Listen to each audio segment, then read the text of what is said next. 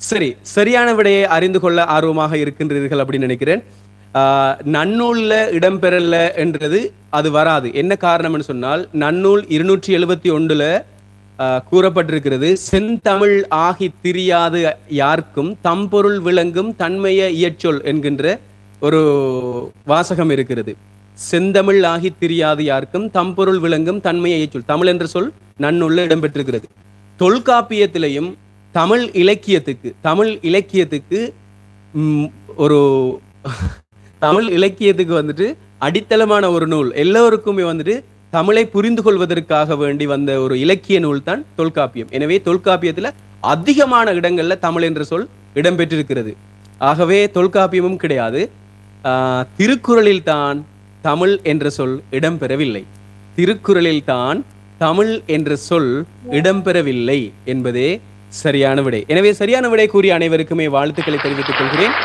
தெரியாத விடயங்களை கற்றுக்கொண்ட அனைவருக்குமே என்னுடைய பாராட்டுகளையும் நன்றிகளையும் தெரிவித்துக் கொள்கிறேன். அடுத்த கேள்விக்குள் செல்லலாமா? அடுத்த கேள்விக்கு போறதுக்கு முன்னால எல்லோருமே சுழியத்தை சுழற்றி விடுங்கள். சுழியத்தை சுழற்றி விடுங்க. ஜெகன், தெய்வஸ்ரீ இருக்கிறாங்க, செல்வராஜா இருக்கிறாங்க, கோபி இருக்கிறாங்க, பார்த்திபன் இருக்கிறாங்க, ராதிகா இருக்கிறாங்க, கண்ணன் இருக்கிறாங்க, கோபி, அனு, லட்சுமணன், நிறைய உறவுகள் நம்மளோட இணைந்திருக்கிறாங்க. அனைத்து உறவுகளுக்குமே என்னுடைய அன்பான வணக்கங்களையும் நன்றிகளையும் தெரிவித்துக் கொள்கிறேன். நல்ல விடயங்களை கற்றுக்கொள்வதற்காக முன்வந்திருக்கிறீங்க. எங்களுடைய நேரங்கள்ல பலவிதமான நேரங்களை தேவைக்கு இல்லாம நாங்க செலவழிச்சு கொண்டிருக்கிறோம். அந்த நேரத்துல ஒரு பொன்னான நேரமாக மாற்றுவதற்காக வேண்டி நீங்கள் இந்த நிகழ்ச்சியில் இணைந்திருக்கிறீங்க. அனைவருக்குமே வாழ்த்துக்களை தெரிவித்துக் கொள்கிறேன். பாராட்டுகளையும் எனக்கு மிகவும் சந்தோஷமாக இருக்கிறது. அந்த சந்தோஷத்தையும் உங்களுக்கு தெரியப்படுத்திக் கொள்கிறேன். சரி, அடுத்த கேள்விக்குள் நாங்கள் செல்லலாம். அடுத்த கேள்வி இதுதான். சித்தம் என்ற சொல் எதை குறிக்கிறது? சித்தம் என்ற சொல் எதை குறிக்கிறது? சித்தம் என்றால் என்ன? சித்தம் என்ற சொல் எதை குறிக்கிறது? தெரிந்தால் பதிலை கூறுங்கள். தெரியவில்லை என்றால் இலக்கம் 2 போட்டு விடுங்கள். தெரியவில்லை என்பது தாழ்வுத்தனமோ அது பணிவோ எதுவுமே கிடையாது. நிச்சயமாக தெரியாத விடயங்களை நாங்கள் கற்றுக்கொள்ள வேண்டும். தெரியாத விடயத்தை நீங்க கற்றுக்கொள்றீங்களாக இருந்தா நீங்க உன்னதமான மனிதர். தெரிந்த விடயத்தை சொல்றீங்களாக இருந்தா நீங்க உன்னதமான மனிதர். இவை இரண்டையும் விட்டுட்டு ஓடுபவன் தான் கோழை. எனவே நல்ல விடயங்களை கண்டு ஓடுபவன் கோழை. நல்ல விடயத்தில் முன் வந்து தெரிந்தா சொல்லி சந்தோஷப்படலாம், தெரியலையா கேட்டு கற்றுக்கொள்ளலாம். ஏதாவது ஒன்று ஒரு நலவு நடக்குது, ரெண்டையும் விட்டுட்டு போனா ஒன்றுமே கிடைக்காது. எனவே நல்ல பிள்ளைகளாக வாழுங்கள் என்று அனைவரையும் கேட்டுக்கொள்கிறேன். மனம் என்று கூறியிருக்கிறாங்க தெய்வஸ்ரீ. அதே போன்று கோபி அறிவு என்று கூறியிருக்கிறார்கள். தெய்வஸ்ரீ அறிவு மனம் என்றும் கூறியிருக்கிறாங்க, உள்ளம் என்றும் கூறியிருக்கிறாங்க. மனம் உள்ளம் ரெண்டும் ஒருத்த கருத்தாக எடுத்துக்கொள்ளலாம். சந்தோஷ்குமார் ஆப்ஷன் கொடுத்திருக்கிறாங்க, ஆப்ஷன் கேட்டிருக்கிறாங்க. சரி, உள்ளம் என்று கூறியிருக்கிறார்கள். நிச்சயமாக நாளை நான் நேரலை வரும்போது உங்களுக்கான ஆப்ஷனையும் சேர்த்து நான் கொண்டு வரேன். சரியா, ஆப்ஷனையும் சேர்த்து கொண்டு வரேன். ஜெகன், எனது பெயர் ஜெகநாத் அண்ணா என்று கூறியிருக்கிறாங்க. ஜெகநாத், மிகவும் நன்றி ஜெகநாத். மனது என்று கூறியிருக்கிறாங்க அனு. திஜனம் என்று கூறியிருக்கிறாங்க செல்வன். நிச்சயமாக உள்ளம் என்பது சரியான விடை. உள்ளம் என்பது சரியான விடை. உள்ளம் என்று கூறிய அனைவருக்குமே வாழ்த்துக்களையும் தெரியாத விடயத்தை கற்றுக்கொள்ள அனைவருக்கும் பாராட்டுகளையும் தெரிவித்துக் கொள்கிறேன். நன்றி. சரி, அடுத்த கேள்விக்குள் நாங்கள் செல்லலாம். அடுத்த கேள்விக்குள் செல்வதற்கு முன்னால் உங்களுடைய சுழியத்தை சுழற்றி விடுங்கள். இனிய இரவு வணக்கம் நண்பரே. சேகர் சந்திரன், வணக்கம் சேகர். இனிய இரவு வணக்கம் உங்களுக்கும். ரத்னம் சித்தம் என்று சொல்லியிருக்கிறாங்க. சித்தம், அதான் சித்தம் என்றால் உள்ளம் என்று அர்த்தம். சரி, அடுத்த கேள்விக்குள் நாங்கள் செல்லலாம். அடுத்த கேள்விக்குள் செல்லலாம். திருக்குறள் என்று கூறியிருக்கிறாங்க. அடுத்த கேள்வி இதுதான். அடுத்த கேள்வி என்னவென்றால், கொங்கு என்பதன் தமிழ் அர்த்தம் என்ன? ஒத்த கருத்து சொல். கொங்கு என்பதும் தமிழ் தான். இதனுடைய ஒத்த கருத்து சொல்லை நீங்கள் கூற வேண்டும். கொங்கு என்ற சொல் எதை குறிக்கிறது? கொங்கு என்ற சொல் எதை குறிக்கிறது? தெரிந்தால் கூறுங்கள், தெரியவில்லை என்றால் இலக்கம் 2 போட்டு விடுங்கள். ஹாய் அண்ணா, நான் வந்துட்டேன். Delaney, hi hi hi hi. நீங்கள் அரை மணித்தாலும் பிந்திட்டீங்க டிலானி. கோபி தமிழ் என்று கூறியிருக்கிறாங்க.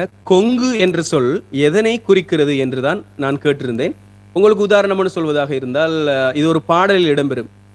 சிந்து நதி செம்மீனே, கொங்கு தமிழ் செந்தேனே, சிந்து நதி செம்மீனே கொங்கு தமிழ் செந்தேனே தென்னங்கீற்றில் ராகம் பாடும் தெம்மாங்கே. சிந்து நதி செம்மீனே கொங்கு தமிழ் செந்தேனே. கொங்கு என்ற வார்த்தை அந்த இடத்தில் இடம்பெற்றிருக்கும். பழைய என்று கூறியிருக்கிறார்கள். கொங்குமணி நாட்டு மொழி. கொங்குமணி நாட்டு மொழி இல்லை. கொங்கு என்பது சரியான தமிழ் மொழிதான், தமிழ் சொல் தான். தேன் கிடையாது, தேன் கிடையாது. பேசுவது கேட்கவில்லை. ஐயையோ, மறுபடியும் கேட்கலையா? நான் கதைப்பது கேட்கலையா? கொங்கு மண்டல 24 சொல்லுங்க. பாடல் அருமையாக உள்ளது, மிகவும் நன்றி. நான் பேசுவது உங்களுக்கு கேட்கிறதா என்று கூறுங்கள், தயவு செய்து கூறுங்கள். நான் பேசுவது உங்களுக்கு கேட்கிறதா? பைத்தியம் என்று கூறியிருக்கிறார்கள். இல்லை, பைத்தியம் என்பது பிழை.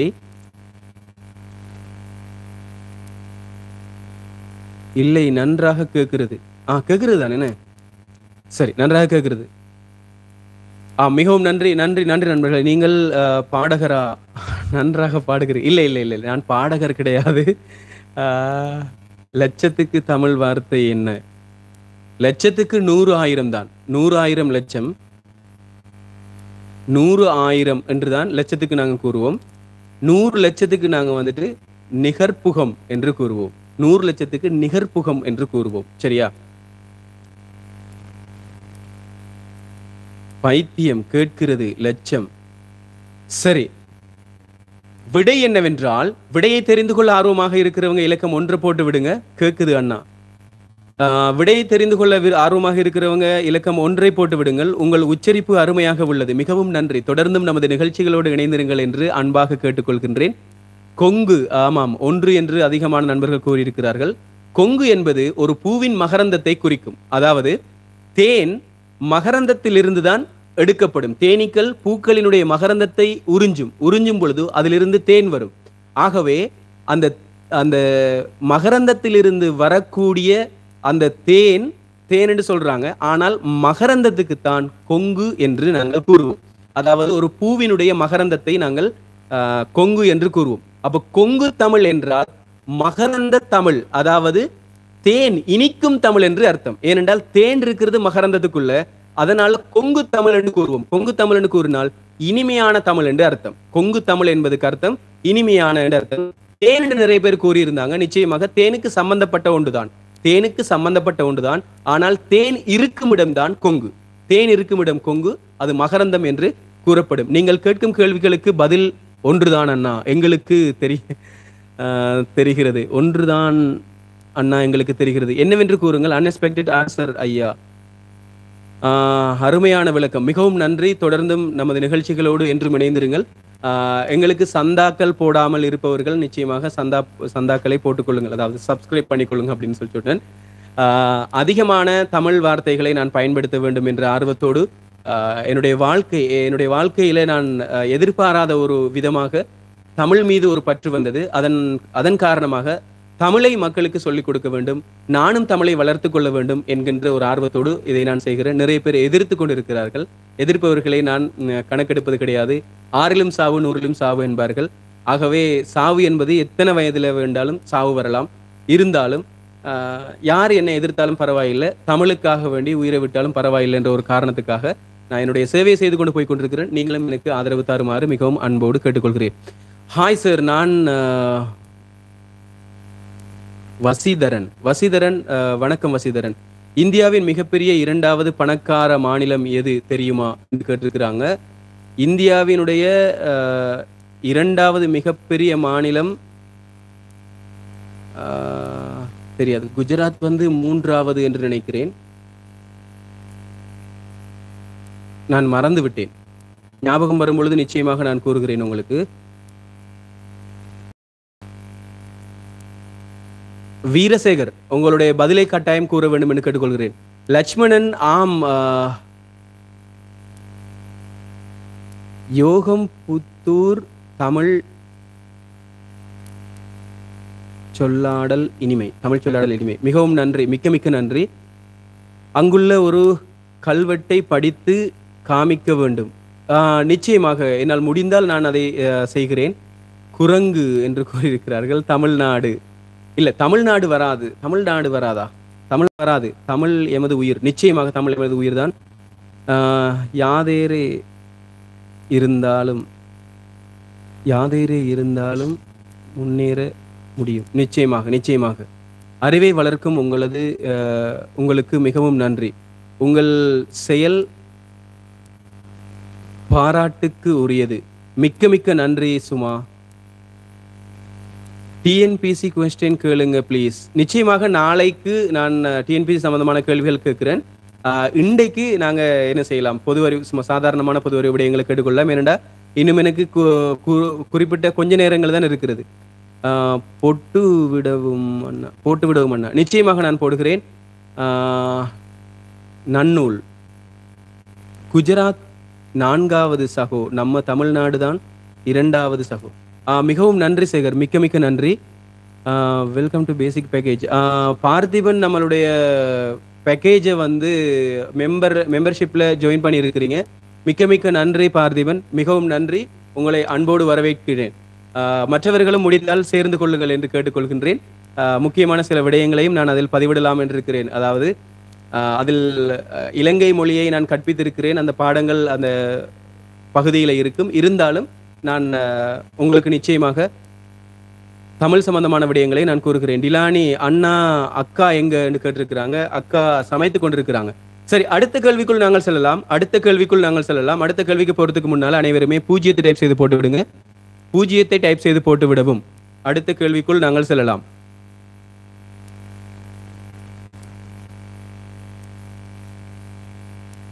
தமிழ்நாடு செகண்ட் பொசிஷன்ல தான். நாம் அதை நிச்சயமாக அதை தேடி பார்க்க வேண்டும். ஏனென்றால் இப்ப கிட்டத்தில் உலகத்திலே வந்து சனத்தொகை அதிகமாக உள்ள நாடு எதுன்னு கேட்டால் சைனான்னு இருந்துச்சு. 2023ஆம் ஆண்டு ஏப்ரல் மாதத்துக்கு பிறகு எடுத்த கணக்கெடுப்பின்படி இந்தியா முதலிடத்தை பெற்றிருக்கு. சனத்தொகையில அதிகமாக கூட இந்தியா முதலிடத்தை பெற்றிருக்குது. ஆகவே பணக்கார நாடுகள் என்ற பட்டியலில் தமிழ்நாடும் இருந்தது. ஆனால் இப்பொழுதுள்ள தரவின்படி எது இரண்டாவதாக இருக்கிறது என்று தெரியவில்லை. தெரிந்தால் கூறுங்கள், இல்லை என்றால் நான் நிச்சயமாக தேடி உங்களுக்காக சொல்கிறேன். உங்கள் நிகழ்ச்சியில் நான் கலந்து கொள்வதில் மிக்க பெருமை கொள்கிறேன் அண்ணா. பார்த்திபன், மிக்க மிக்க நன்றி பார்த்திபன். பேச்சு முத்து, உங்களுக்கும் வாழ்த்துக்கள். இலங்கையில மட்டும் அழகான தமிழ் கேட்க முடிகிறது. மிகவும் நன்றி, மிக்க மிக்க நன்றி. இலங்கை தமிழிலும் ஆங்கிலம் அதிகமாக கலந்திருக்கிறது. இருந்த போதிலும் தமிழை ஓரளவுக்காவது அவர்கள் என்ன செய்திருக்கிறாங்க, கதைச்சு கொண்டிருக்கிறாங்க. அது பாராட்டத்தக்க ஒரு விடயம். சரி, அடுத்ததாக ஒரு மெசேஜை போட்டுட்டு டிலீட் பண்ணிட்டு விட்டாங்க. யூ அண்ட் மீ ஹாய் கூறியிருக்கிறாங்க. பதுரியா ஹாய் கூறியிருக்காங்க. பதுரியா ஹாய் பதுரியா. சரி, சரவணன் தமிழ்நாட்டிலிருந்து சரவணன், உங்களையும் நான் அன்போடு வரவேற்கிறேன். சரி, அடுத்த கேள்விக்குள் நாங்கள் செல்லலாம். அடுத்த கேள்வி என்னவென்றால், தமிழ் என்ற சொல் முதலாக இடம்பெற்ற நூல் எது? தமிழ் என்ற சொல் முதலாக இடம்பெற்ற நூல் எது? தமிழ் என்ற சொல் முதலாக இடம்பெற்ற நூல் எது? இந்த நேரலையில இணைந்திருக்கக்கூடிய அனைவருமே உங்களுடைய விருப்பங்களை தெரிவித்துக் கொள்ளுங்க. விருப்பங்கள் தெரிவிக்க தெரியாதவங்க நம்மளுடைய இந்த தொடுதிரை இருக்கு தானே, உங்களுடைய தொலைபேசியில் உள்ள தொடுதிரையை வேகமாக தட்டுங்க. நான் சொல்வது புரிகிறதா? நமது நேரலைக்கு விருப்பத்தை தெரிவித்துக் கொள்ளுங்கள். அப்படி விருப்பம் தெரிவிக்க தெரியாதவர்கள் உங்களுடைய தொடுதிரையில் மிக வேகமாக தட்டுங்கள். தொல்காப்பியம். லட்சுமணன் தொல்காப்பியம் சொல்லியிருக்கிறாங்க. தெய்வஸ்ரீ தொல்காப்பியம் சொல்லியிருக்கிறாங்க. சந்தோஷ்குமார் தொல்காப்பியம் என்று சொல்லியிருக்கிறாங்க. சரவணன் அனுஷ்கா தமிழ்நாடு. சரவணன் புறநானூறு என்று கூறியிருக்கிறாங்க. தொல்காப்பியம் என்று கூறியிருக்கிறாங்க. அண்ணா நீங்க யாழ்ப்பாணம் வாங்க. நிச்சயமாக மொபிஸ், நிச்சயமாக வருகிறேன், காத்திருங்கள். செல்வன், மிக்க நன்றி. அனைவருக்கும் மிக்க நன்றி. நீங்கள் தமிழை வளர்ப்பதற்கு எடுத்துக்கொள்ளும் முயற்சி புதுவிதமாக உள்ளது. பள்ளி மாணவர்களிடமும் பொதுமக்களிடமும் பொது அறிவு கேள்விகளை கேட்பது எனக்கு மிகவும் மகிழ்ச்சியை அளிக்கிறது. இனிப்படையும். மிக்க மிக்க மிக்க மிக்க நன்றி யூ அண்ட் மீ. தொடர்ந்தும் நமது நிகழ்ச்சிகளோடு இணைந்திருங்கள். உங்கள் நண்பர்களுக்கும் நமது வலையொலியை பார்க்குமாறு பரிந்துரைக்குமாறு மிகவும் தாழ்மையுடன் கேட்டுக்கொள்கிறேன். மற்ற நண்பர்களும் எங்களுடைய வலையொலியை சந்தா செய்து வைத்துக் கொள்ளுங்கள். உங்களுடைய சந்தாக்களை போட்டுக்கொள்ளுங்கள். நான் கூறும் தமிழ் புரிகிறதா? சப்ஸ்கிரைப் பண்ணி வச்சுக்கொள்ளுங்கன்னு சொன்னேன். யூடியூப்பை சப்ஸ்கிரைப் பண்ணி வச்சுக்கொள்ளுங்க. சப்ஸ்கிரைப் பண்ணாதவங்க, முதலாக வந்திருக்கிறவங்க, நம்மளுடைய நேரலைக்கு முதலாக வந்திருக்கிறவங்க யார் யார் இருக்கிறீங்க அப்படின்னு இன்றைக்கு தான் நான் உங்களுடைய நேரலையை கண்டேன், நல்லா இருக்குது அப்படின்றவங்களும், இன்றைக்கு உங்களுடைய என்னுடைய நேரலைக்கு வந்தவர்கள் இருப்பீங்களாக இருந்தால் இலக்கம் 1 போட்டு விடுங்க. அது எனக்கு பிரயோசனமாக இருக்கும். தொல்காப்பியம் என்று கூறியிருக்கிறார்கள். சரியான விடை தொல்காப்பியம் தான். தொல்காப்பியம் என்பது சரியான விடை. தொல்காப்பியம் என்று கூறிய அனைவருக்குமே வாழ்த்துக்களை தெரிவித்துக் கொள்கிறேன். தொல்காப்பியம் தமிழ் என்ற சொல் முதலாக இடம்பெற்ற நூல் தொல்காப்பியம். நிச்சயமாக அனுஷ்கா வீரசேகர் சொல்லியிருக்கிறாங்க. கிரி பிவிஎம் 1 சொல்லியிருக்கிறாங்க. செல்வன் 1 கூறியிருக்கிறாங்க. மலர் சவுண்ட் சிஸ்டம் நீங்களும் வந்திருக்கிறீங்க. பிரதீப் வந்திருக்கிறாங்க. CSCSY புரியல, அதுவும் 1 கூறுகிறாங்க. சரவணனும் 1 என்று கூறியிருக்கிறார்கள். குட்டி தொல்காப்பியம் கூறியிருக்கிறாங்க. மொபீஸ் 1 கூறியிருக்கிறாங்க. நான் முதன்முறையாக வந்துள்ளேன் என்று சொல்லி தெய்வஸ்ரீ கூறியிருக்கிறாங்க. மிக்க மிக்க நன்றி. நம்மளுடைய சேனலை சப்ஸ்கிரைப் பண்ணி வச்சுக்கொள்ளுங்க. பொது அறிவு சம்பந்தமான விடயங்கள், தமிழ் மொழி சம்பந்தமான விடயங்களை நான் மக்களுக்கு கொடுக்கிறேன். விழிப்புணர்வு ஊட்டுவதற்காக வேண்டி, மக்களுக்கு முக்கியமா தேவையான விடயங்களை சொல்லிக் கொடுக்கறதுக்காக வேண்டி என்னுடைய ஒரு விருப்பமாக நான் இந்த சேவையை செய்து கொண்டு வந்திருக்கிறேன். எனவே என்னுடைய சேவையை நீங்களும் வரவேற்குமாறு அன்போடு கேட்டுக்கொள்கிறேன். அதை ரசிக்குமாறு மிகவும் கேட்டுக்கொள்கிறேன். சரியான விடை சொன்ன அனைத்து நல்ல உள்ளங்களுக்கும் நன்றி என்று கூறியிருக்கிறாங்க பிரதீபன். மிக்க மிக்க நன்றி பிரதீபன். அதே மாதிரி உங்கள் முயற்சி அளப்பரியது, நன்றி அண்ணா என்று கூறியிருக்கிறாங்க. AS முத்து ஆமா முத்து என முத்து வணக்கம் சொல்லியிருக்கிறாங்க. முத்து வணக்கம், நேற்று வந்திருந்தீங்க. வாழ்த்துக்கள் நண்பரே என்று கூறியிருக்கிறாங்க. நானும்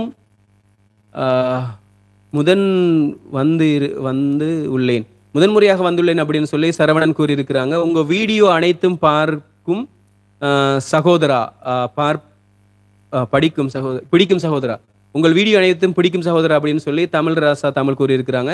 என்னை மன்னிச்சு கொள்ள வேணும், நான் வாசிக்கிறது கடினமா இருக்கிறேன்னு சொன்னால் முன்னுக்கு லைட் வச்சிருக்கிறேன். அந்த லைட்டோட அதை வாசிக்கும் போது கொஞ்சம் கடினமாக இருக்கிறது. எனவே இடைஞ்சல்களுக்கு மன்னித்துக் கொள்ள வேண்டும் என்று கேட்டுக்கொள்கின்றேன். சரி, அடுத்த கேள்விக்குள் நாங்கள் செல்லலாம். அடுத்த கேள்விக்கு போறதுக்கு முன்னால அனைவருமே 0 டைப் செய்து போட்டு விடுங்க.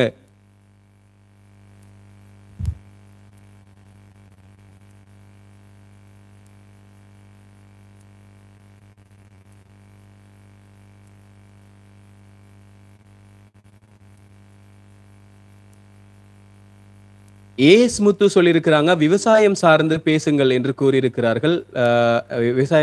விவசாயம் சார்ந்து பேசுங்கள் நன்றி என்று கூறியிருக்கிறார்கள். சரி, விவசாயம் சம்பந்தமான ஒரு கேள்வியை அடுத்த கேள்வியாக நாங்கள் கேட்கலாம் என்று நினைக்கிறேன். அதே மாதிரி தொல்காப்பியம் சரவணன் அண்ணா, தமிழ் நம்மளுடைய முதல் மொழி, நீங்க விட்டுவிட வேணாமனம். நிச்சயமாக நான் விடமாட்டேன். தமிழ் என் உயிர், அதனால் நிச்சயமாக நான் அதை விடமாட்டேன் என்று உங்களிடம் கூறிக்கொள்கிறேன். சரி, அடுத்தது விவசாயம் சம்பந்தமாக கேளுங்க என்று முத்து சொல்லியிருந்தாங்க. அதற்கு முன்னால கொஞ்சம் நீர் அருந்தி விட்டு வரவா?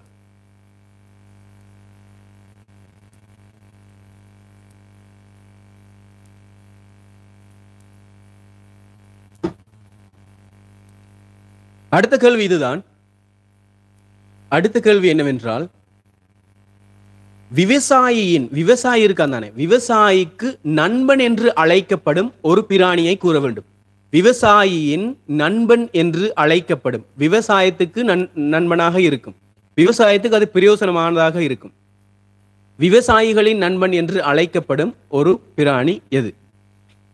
பிரதாப் மண்புழு என்று கூறியிருக்கிறாங்க. மலர் சவுண்ட் மண்புழு என்று கூறியிருக்கிறாங்க. கணேசன் மண்புழு என்று கூறியிருக்கிறாங்க. காளை என்று கூறியிருக்கிறார்கள்.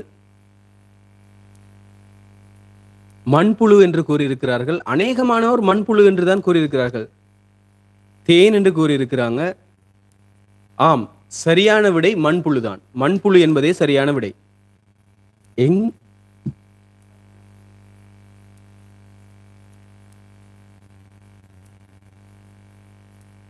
மண்புழு.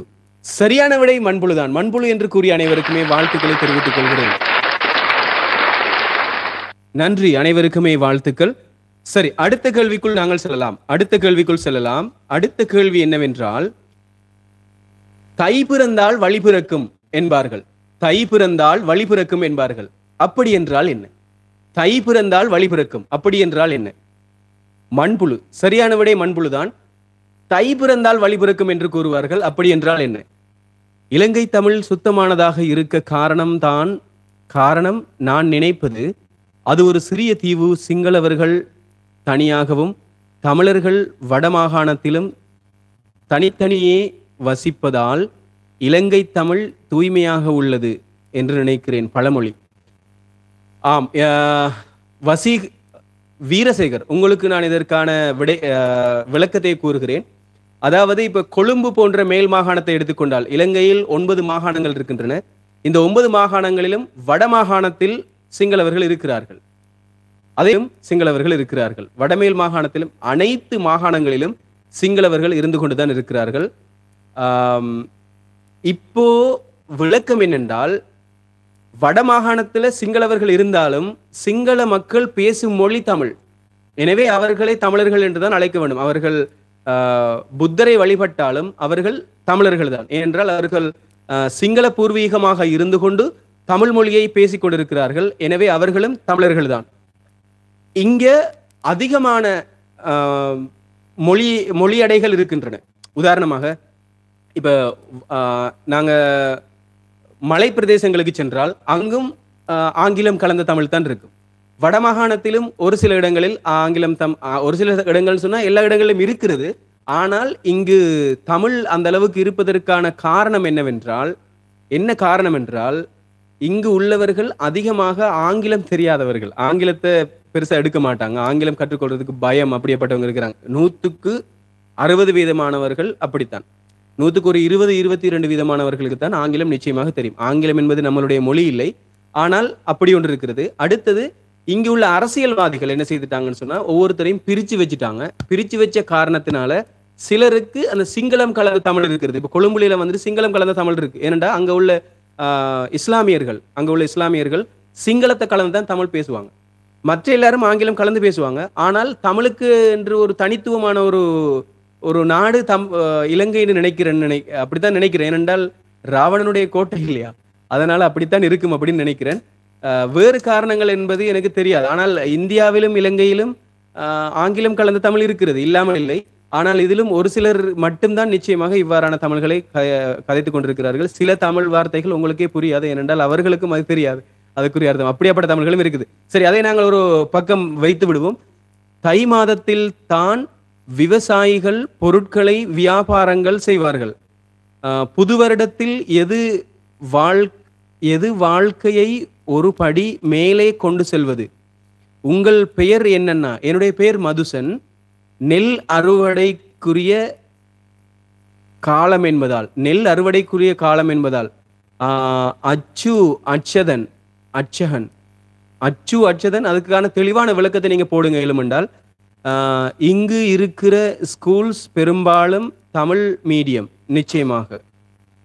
அதே போன்று ஆங்கிலம் தெரியாதவர்கள் என்று சொல்வது தவறு. நாங்கள் ராவணன் பிள்ளைகள். நிச்சயமாக ஆங்கிலம் தெரியாதவர்கள், அதாவது நான் இங்கு கூறுவது என்னவென்றால், இப்ப எல்லா நாடுகளிலையும் ஆங்கிலம் தெரியாதவர்கள் இருக்கிறார்கள். ஆனால் இங்கு ஆங்கிலம் கலந்த தமிழை பேசுகிறார்கள் என்று கூறுகிறேன். அது மட்டும் இல்லாமல் வடமொழியான, அதாவது டச்சுக்காரர்கள் கொண்டு வந்த மொழியை நாங்கள் கதைத்துக் கொண்டிருக்கிறோம். உதாரணமாக களிசன் என்ற வார்த்தை, காட்சட்டைக்கு நாங்கள் களிசன் என்று கூறுவோம். சரி, உங்களால் முடிந்தால் இந்த ஷர்ட் இருக்குதானே, ஷர்ட் இருக்குதானே, ஷர்ட்டுக்கு தமிழ்ல என்னன்னு போடுங்க பாப்போம். ஷர்ட்டுக்கு தமிழ்ல என்ன? புதிய வாய்ப்புகளுக்கு வழி கிடைக்கும் நிச்சயமாக. ஹாய் சார் என்று கூறியிருக்கிறாங்க ரிஃபாத். ஹாய் ரிஃபாத். என் தமிழ் மொழி நாளை சாகுமேயானால் நான் இன்றே இறந்திருப்பேன். நிச்சயமாக தமிழ் மொழி என்றுமே சாகாது. என்னை போன்று தமிழுக்காக வேண்டி தமிழை உயிராக நினைக்கும் பல உள்ளங்கள் இந்த உலகத்தில் இருந்து கொண்டுதான் இருக்கிறார்கள். ஆகவே தமிழ் மொழி செத்து போகாது. இருந்தாலும் தமிழ் மொழியை அறிந்து கொள்வதற்கு நாங்கள் முயற்சி செய்ய வேண்டும்.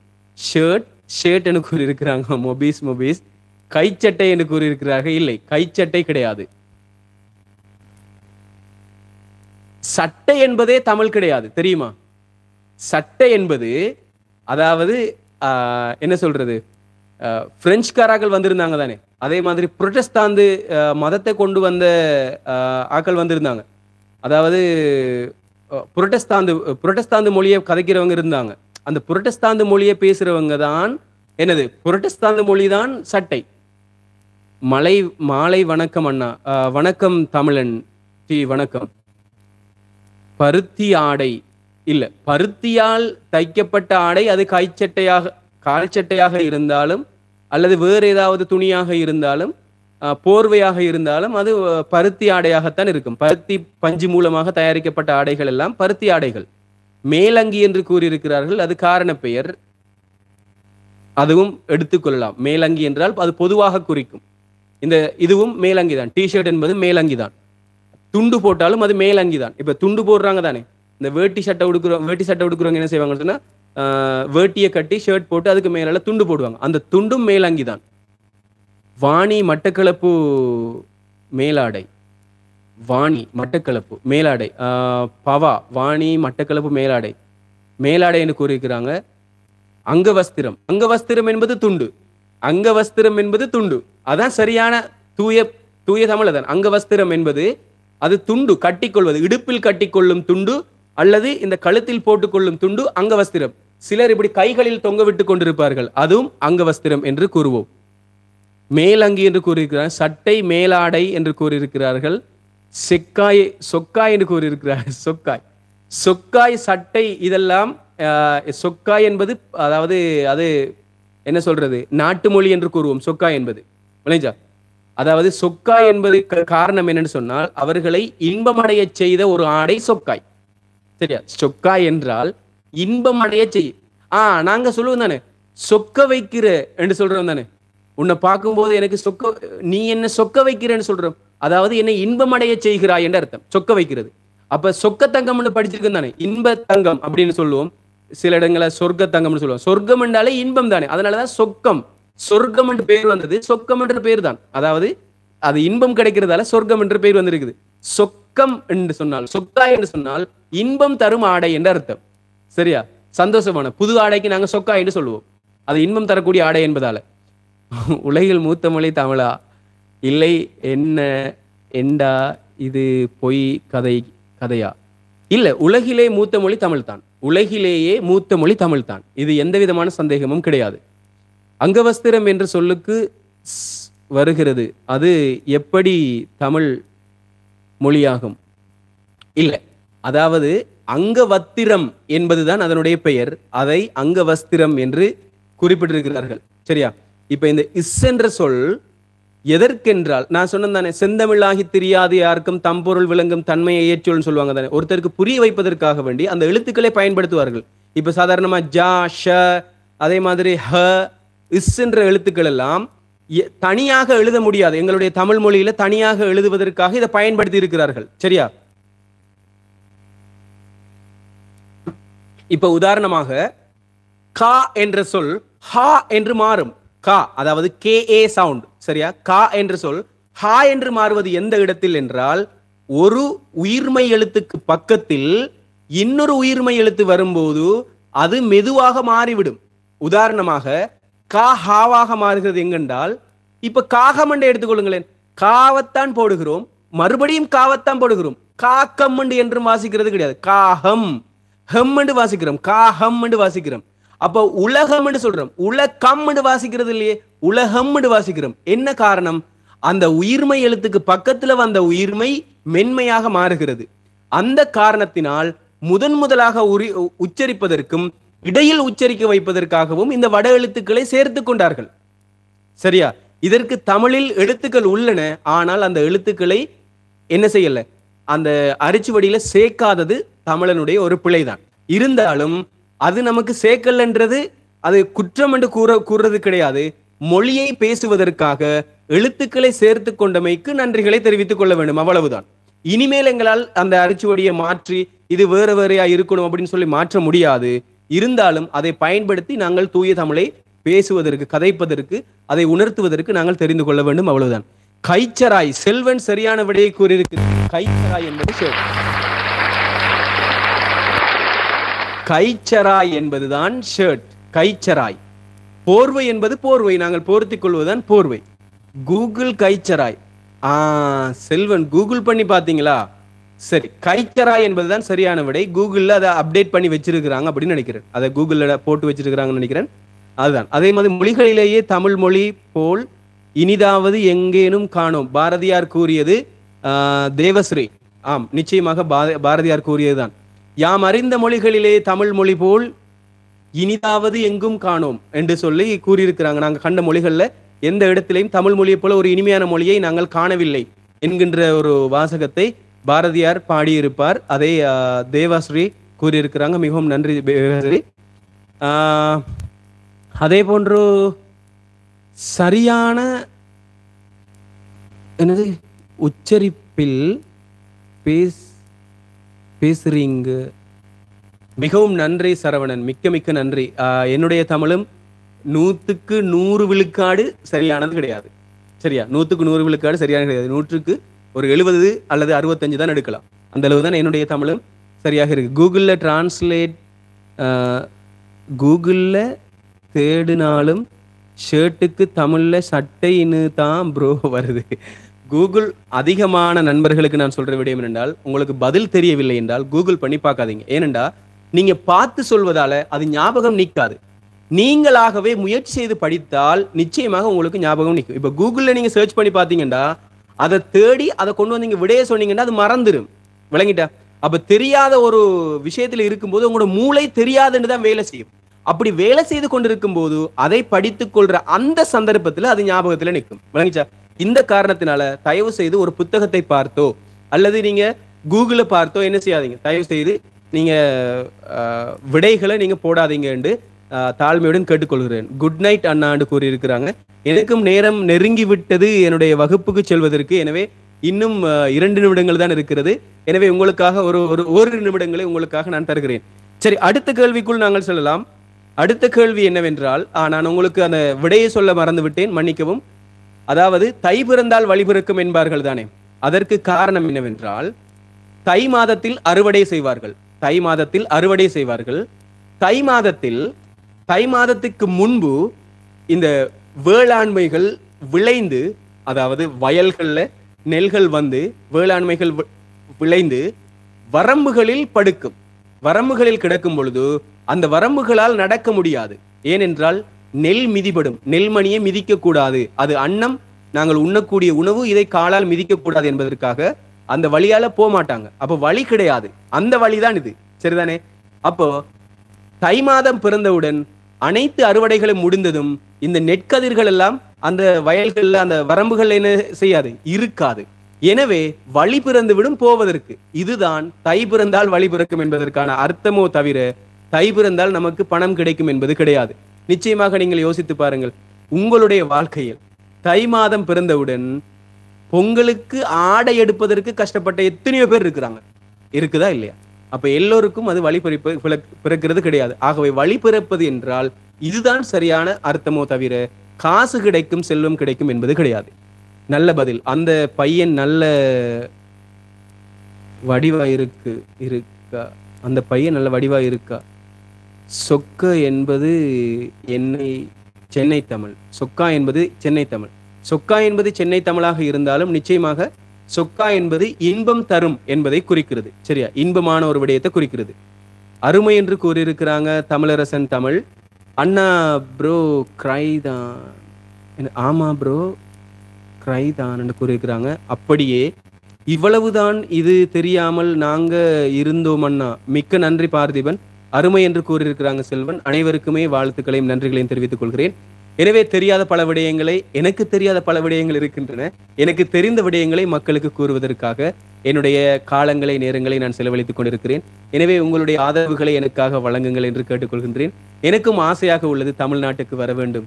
இந்தியாவில் இருக்கக்கூடிய என்னுடைய தொப்புள்குடி உறவுகளிடம் நான் கதைக்க வேண்டும், அவர்களோடு பேச வேண்டும், அவர்களோடு என்னுடைய நிகழ்ச்சியை நான் அவர்களோடு செய்ய வேண்டும் என்கின்ற ஆசை எனக்கு இருக்கிறது. அந்த ஆசை நிறைவேறுமா என்று ஏங்கிக் கொண்டிருக்கும் ஒருவனாக இருக்கிறேன். எனவே நீங்களும் நம்பிக்கை வையுங்கள், நான் நிச்சயமாக வர வேண்டும் என்று. நீங்க சூப்பர் அண்ணா, மிக்க மிக்க நன்றி. நீங்க அப்போ எங்க இருக்கீங்க? மகா கூறியிருக்காங்க. நான் வந்து இப்ப இலங்கையில் இருக்கிறேன், ஈழத்தில் இருக்கிறேன். புதிய வார்த்தை சொல்றீங்கள், புதிய வார்த்தை சொல்கிறீர்கள். வந்தே இல்லையா அண்ணா? இல்லை, நான் தமிழ்நாடு வரவே இல்லை. நிச்சயமாக நான் வாரத்துக்கு முயற்சி செய்கிறேன். லவ் யூடா அண்ணா, மிக்க மிக்க நன்றி. Love you so much Murugan, love you so much. நண்பா, நாள்தோறும் நேரலை வருவீங்களா? நிச்சயமாக நான் நாள்தோறும் வருவேன். தொடர்ந்தும் என்னுடைய நேரலைக்கு நீங்கள் தவறாமல் கலந்து கொள்ளுங்கள் என்று கேட்டுக்கொள்கிறேன். ஒவ்வொரு நாளும் இரவு 8 மணிக்கு என்னுடைய நேரலை தொடங்கும். 1 மணித்தியாலம் உங்களுக்காக வேண்டி என்னுடைய நேரத்தை நான் செலவழிப்பேன். எனவே இந்த 1 மணித்தியாலத்தை நீங்கள் பயனுள்ளதாக கழித்துக் கொள்ளுங்கள். பொது அறிவு சம்பந்தமான விடயங்கள், உலக அறிவு சம்பந்தமான விடயங்கள், விழிப்புணர்வு சம்பந்தமான விடயங்கள், தெரியாத தமிழ், தெரிந்த தமிழ், அறியும் தமிழ், அறியா தமிழ், இன்பத் தமிழ், அன்பு தமிழ், இனிமை தமிழ், இந்த தமிழை நான் உங்களுக்கு கற்றுக் கொடுப்பதற்காக வருவேன். நண்பா, நாள்தோறும் மிக மிக நன்றி நண்பரே என்று கூறியிருக்கிறாங்க. சேகர், உங்களுக்கும் நன்றி. வாருங்கள் அண்ணா தமிழ்நாட்டுக்கு. நிச்சயமாக நான் வந்தால் உங்கள் வீட்டில் இடம் தருவீர்களா என்று கூறுங்கள். தமிழ் ரொம்ப நல்லா பேசுறீங்க. தமிழ் கிளாஸ் மட்டும் படிச்சீங்களா அண்ணா? இல்லை, நான் தமிழ் மட்டும் படிக்கல. நான் சிங்களம் கற்றிருக்கிறேன், ஆங்கிலம் கற்றிருக்கிறேன். ஆங்கிலம் எனக்கு 100க்கு 100% தெரியாது. சிங்களம் 100க்கு 100% தெரியும். தமிழும் 100க்கு 100% தெரியாது. 100க்கு 70% தான் தெரியும். சிங்களத்திலும் 100க்கு 99 என்று எடுத்துக்கொள்ளலாம். மண்டுகம் என்றால் என்ன தெரியுமா என்று கேட்டிருக்கிறாங்க. மண்டுகம் என்றால் தவளையை குறிக்கும், அசுத்தமான ஒரு விலங்கு. தன் வாயால் தான் குஞ்சுகளுக்கு பால் கொடுக்கும். தன் வாயால் பாலூட்டும் ஒரு பிராணி மண்டுகம், தவளை என்று கூறுவார்கள்.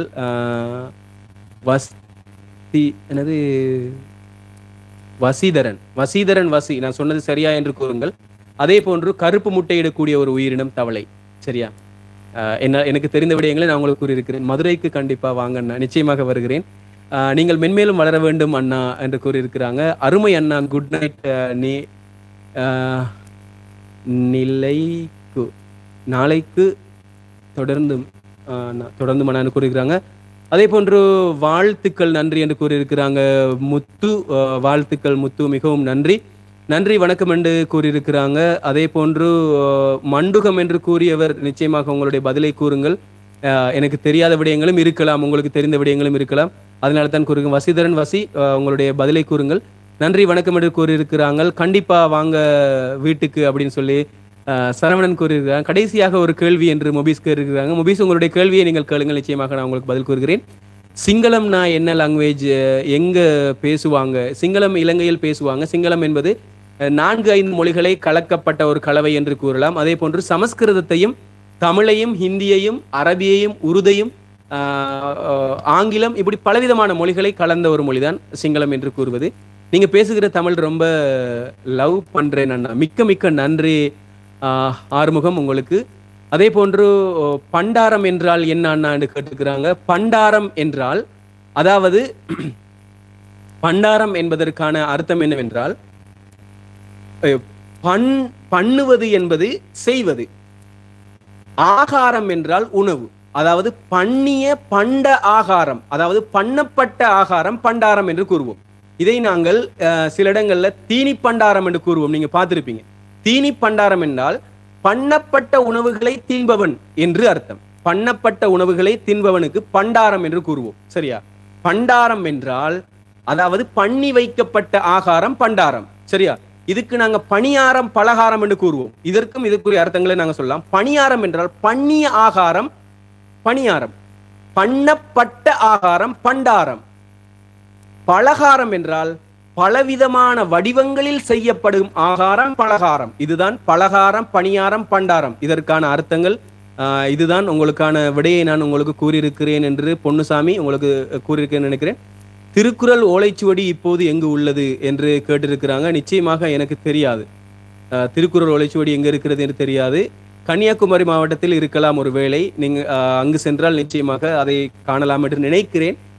விசாரித்து பாருங்கள். இலங்கையில் நிச்சயமாக கிடையாது, இங்கு தாழ் வடிவத்தில் தான் இருக்கிறது.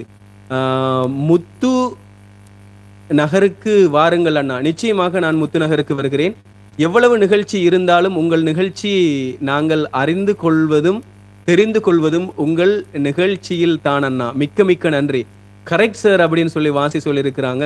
நன்றி வாசி. அதே போன்று நன்றி வணக்கம் என்று கூறியிருக்கிறாங்க ராதிகா. நன்றி ராதிகா. அதே மாதிரி பிரதீப் இலங்கையின் தலைநகரம் என்னன்னு கேட்டிருக்கிறாங்க. இலங்கையின் தலைநகரம் ஸ்ரீ ஜெயவர்தனபுர கோட்டை என்று கூறுவார்கள். ஸ்ரீ ஜெயவர்தனபுர என்று ஒன்று இருக்குது. ஸ்ரீ ஜெயவர்தனபுரன்னு சொன்னால் அதாவது ஜெயவர்தன என்பது ஒருத்தருடைய பெயர், புற என்பது ஊரை குறிக்கும். ஸ்ரீ ஜெயவர்தனபுர என்றால் ஊரை குறிக்கும். கோட்டை என்பது ஒரு மாளிகை, கோட்டையை குறிக்கும். ஸ்ரீ ஜெயவர்தனபுர என்பதுதான் அதனுடைய சரியான விடை. பொருளாதார தலைநகரம் கொழும்பு, இலங்கையினுடைய தலைநகரம் ஸ்ரீ ஜெயவர்தனபுர கோட்டை. ஹலோ அண்ணா அப்படின்னு கூறியிருக்கிறாங்க பிரகாஷ். அதே போன்று மன்னிக்கவும் ஸ்ரீதரன் வணக்கம் நண்பரே கூறியிருக்கிறாங்க. வணக்கம் ஸ்ரீதரன். ரியாஸ் அகமட் ரொம்ப நன்றி தமிழை வளர்ப்பதற்கு என்று கூறியிருக்கிறாங்க. ரியாஸ் அகமட் உங்களுக்கும் மிக்க மிக்க நன்றி. பொன்னுசாமி நன்றி என்ன கூறியிருக்கிறாங்க, உங்களுக்கும் மிக்க நன்றி. செல்வன் பண்டாரம் தஞ்சை சரஸ்வதி மஹால், தஞ்சை சரஸ்வதி மஹால் நூலகம் நிறைய ஓலைச்சுவடி உள்ளது. மிக்க நன்றி தெய்வஸ்ரீ. கண்டிப்பாக வாங்க தென்காசி நிச்சயமாக வருகிறேன். திருநெல்வேலிக்கு வாங்க ப்ரோ, நிச்சயமாக வருகிறேன். தமிழ்நாடு வந்தால் அனைத்து இடங்களுக்கும் நான் நிச்சயமாக வருகிறேன். தங்களின் காணொளி அன்றைய தினத்தை புதிதாகவே கண் முன்னே கடத்தி செல்கிறது. வாழ்க உங்கள் பணி. மிக்க மிக்க நன்றி. ஐ எம் வாட்சிங் யுவர் ப்ரோக்ராம் ரெகுலர்லி. ரொம்ப ரொம்ப நன்றி. சுமா தமிழ்நாடு. சுமா உங்களை அன்போடு வரவேற்கிறேன். சுமா. கலைவாணன் நேம் எக்ஸ்பிளைன் பண்ண முடியுமா? கலைவாணன் என்பதற்கான அர்த்தங்கள் நான் சொல்லிக் கொண்டிருந்தால் என்னுடைய நேரம் குறைவாக இருக்கிறது. 9 மணி தாண்டி விட்டது. நிச்சயமாக கலைவாணனுக்கு நான் அர்த்தம் நாளைக்கு நான் உங்களுக்கு கொண்டு வரேன். நிச்சயமாக நாளை 8 மணிக்கு என்னுடைய நேரலைக்கு வாருங்கள். அண்ணா மன்னிப்பு என்பதின் தமிழ் வார்த்தை இல்லையே.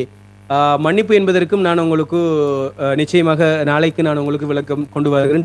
டிலானி கூறியிருக்கிறாங்க, அண்ணா நான் இப்பதான் லைக் பண்ணேன்னு கூறியிருக்கிறாங்க. அண்ணா உங்கள் மொபைல் நம்பர் தாருங்கள். 0777484445. இந்த காணொளியில இருக்கக்கூடிய அந்த போஸ்டர்ல அந்த நம்பர் போட்டிருக்கிறேன், வாட்ஸ்அப் இலக்கம் போட்டிருக்கிறேன், நீங்க பாருங்க. அதே போன்று நம்மளுடைய யூடியூப் சேனலுக்குள்ள வந்தீங்களா என்னுடைய இலக்கம் இருக்கிறது, நீங்கள் எடுத்துக்கொள்ளலாம். இலங்கையில் உள்ள சீகிரியா யாரால் கட்டப்பட்டது? நான் இலங்கையில் உள்ள சீகிரியா ராவணனால் கட்டப்பட்டது. அதற்குரிய விளக்கத்தை நாளை நிச்சயமாக நான் கொண்டு வருகிறேன். உங்களுடைய கருத்துக்களை நிச்சயமாக கமெண்ட்ல சொல்லுங்க. நான் நேரலையை முடிக்க போறேன். எனக்கு என்ன இருக்குது, வகுப்பு இருக்கு. அந்த வகுப்புக்கு நான் கட்டாயம் போயாக வேண்டும். மாணவர்கள் காத்து கொண்டிருக்கிறாங்க. நிச்சயமா நான் வகுப்பெடுக்க வேண்டும். நான் கற்பிக்கக்கூடிய ஒரு ஆசிரியராக இருக்கிறேன். எனவே அவர்கள் காத்து கொண்டிருக்கிறார்கள். 5 நிமிடங்கள் கடத்தி விட்டேன். மாணவர்களுக்கு முன்னிடம் கொடுக்க வேண்டும். எனவே அனைவருக்கும் நன்றி, வாழ்த்துக்கள். இத்தோடு முடித்துக் கொள்கிறேன். உங்களுக்கு இந்த காணொளிக்கு கீழே நீங்க உங்களுடைய கருத்தை சொல்லுங்க. நாளை நாங்கள் பொது அறிவு சம்பந்தமானது கொண்டு வரதா, அல்லது சீகிரியா ராவணன் கட்டிய சீகிரியாவை பற்றி கூறுவதா, ராவணன் சம்பந்தமாக ஒரு சில கருத்துக்களை கூறுவதா என்று நிச்சயமாக கூறுங்கள். நாளை எந்த தலைப்பை எடுக்க வேண்டும்? பொது அறிவா, ராவணன் கட்டிய கோட்டையா என்று கூறுங்கள். நிச்சயமாக நான் அதை உங்களுக்கு தெரியப்படுத்துகிறேன். உங்கள் பெயர் என்ன என்று கூறுகிறாங்க? என்னுடைய பெயர் மதுசன். மன்னிப்பு உருது சொல். நிச்சயமாக நான் நாளை கொண்டு வருகிறேன். ஹலோ என்று கூறுகிறாங்க. ஹலோ. திருமலைக்குமார். அதே போன்று பொருந்து கொள்க தமிழ். நிச்சயமாக சரியான விடை. தெய்வ ஸ்ரீ சொல்லியிருக்கிறாங்க. மன்னிப்பு என்பதற்கு பொருந்து கொள் என்பது சரியான வார்த்தை. சரியான விடை. 20,004 ஓட்டு இருக்கீங்க. என்னது 20,004 போட்டு இருக்கீங்க என்னென்னு புரியல. ஓகே அண்ணா, தேங்க்யூ என்று கூறியிருக்கிறாங்க. ராவணன் அதே மாதிரி பொறுத்துக்கொள்னு சொல்லியிருக்கிறாங்க. அதே போன்று மன்னிப்பு என்பதற்கு பொறுத்துக்கொள். சரியான விடை அதுதான். நன்றி நண்பா. சீகிரியா நம்பர் சொல்லுங்க. 0777484456. கட்டாயமா நீங்க அதுல போஸ்டர்ல போய் பார்த்துக்கொள்ளுங்க. ராவணன் பாய்சர் ராவணன் கட்டிய கோட்டை சீகிரியா. சரி, நாளை நாங்கள் ராவணன் கட்டிய கோட்டையை பற்றி நாங்கள் நாளை விவாதிக்கலாம். எனவே அனைவருக்கும் வாழ்த்துக்கள், அன்பான வணக்கங்கள் கூறி விடைபெறுகிறேன். அனைத்து உள்ளங்களுக்கும் மனமார்ந்த நன்றிகளையும் அன்புகளையும் தெரிவித்துக் கொள்கிறேன். உங்கள் அனைவரையும் நான் நேசிக்கிறேன். நன்றி, வணக்கம். அனைவருக்கும் இனிய வணக்கம். நீங்கள் காண்கின்ற நல்ல கனவுகள் எல்லாம் நனவாக வேண்டும், கெட்ட கனவுகள் எல்லாம் விலகி போக வேண்டும் என்று கேட்டு விடைபெறுகிறேன். நீங்கள் எடுத்து வைக்கக்கூடிய ஒவ்வொரு அடிகளும் வெற்றி படிகளாக மாற வேண்டும். அதே போன்று உங்களுடைய வாழ்க்கையில் செல்வமும் செழிப்பும் என்றும் நிறைய வேண்டும் என்று நான் பிரார்த்தித்துக் கொள்கிறேன். அனைவருக்கும் வணக்கம். நன்றி.